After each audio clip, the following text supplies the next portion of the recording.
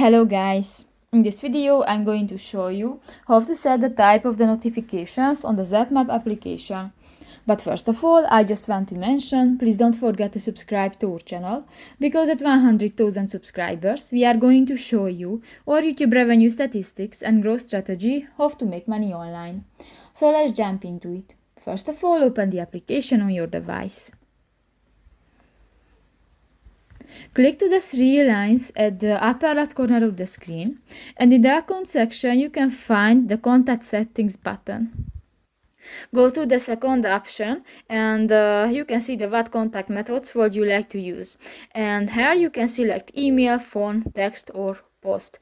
And if you select one, for example the post or the text, just click to the square icon.